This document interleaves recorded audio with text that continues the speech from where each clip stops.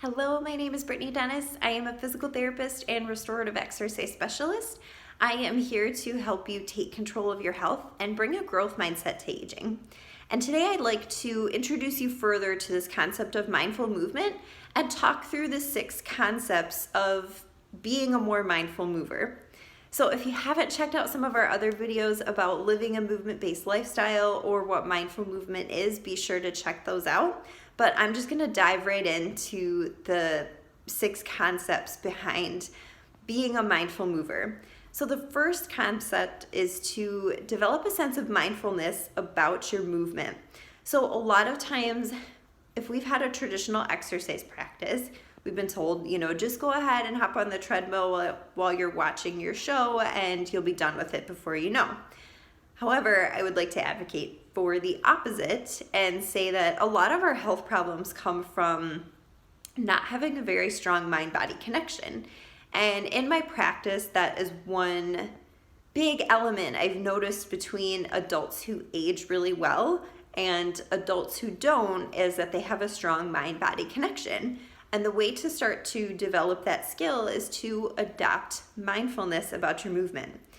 So when you start to move, I want you to be focused on what you're doing. Mindfulness just starts with being aware of what your habits are. So you don't have to make any changes yet, but just developing a sense of awareness about what you're doing and how you're moving is step number 1.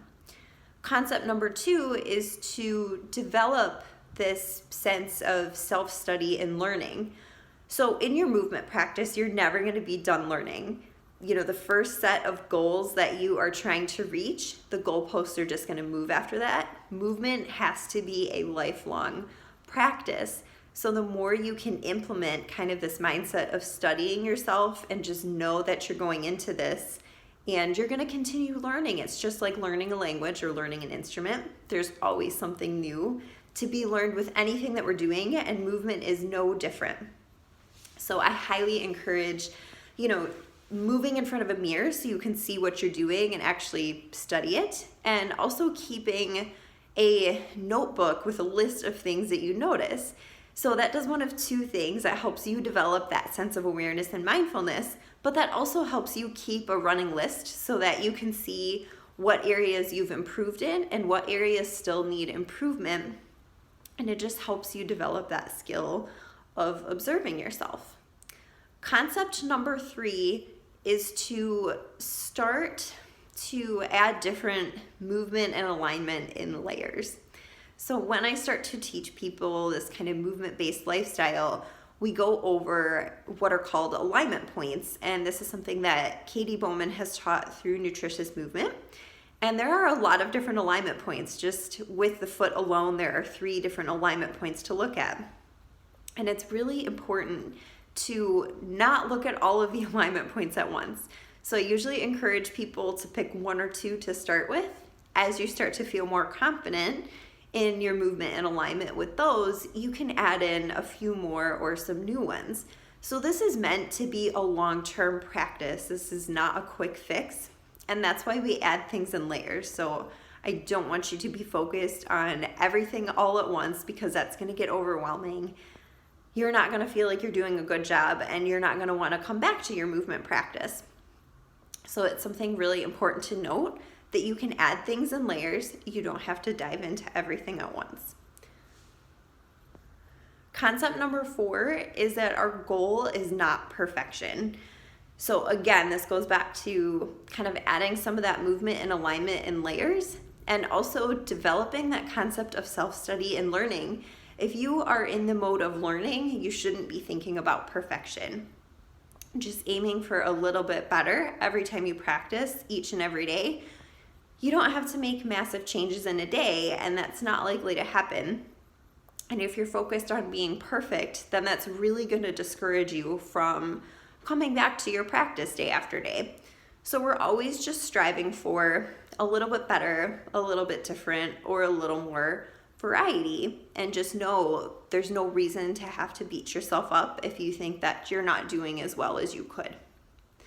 Concept number 5 is that I try to teach people how to avoid what I call the typical fitness mindset. So when we think of a lot of the mindset that we tend to see happening in the gym, we think of things like no pain, no gain, that you have to be forcing and grunting your way through your exercise. And I teach the opposite.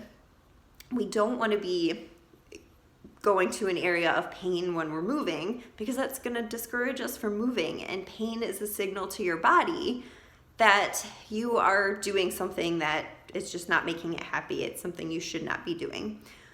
So, I teach people to pay attention to when they're having pain, but back away from it when they do. And we need to kind of work through the layers of why they're having that pain. And it could be something movement related, or it could just be life stress, something not related to movement entirely. Pain is very complicated, but this mindset of no pain, no gain is not what we are going for here with a movement practice. It shouldn't feel overly intense. It shouldn't be anything that doesn't make you want to revisit it the following day. Because again, if you get discouraged, this is the whole point here, is that we're trying to adopt a long-term lifestyle in which you can keep moving. If you have a bad experience, you're not going to want to keep doing that.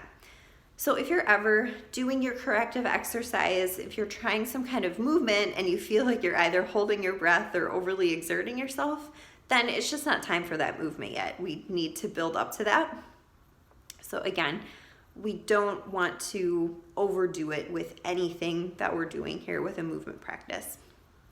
And the sixth and final concept is that consistency is important.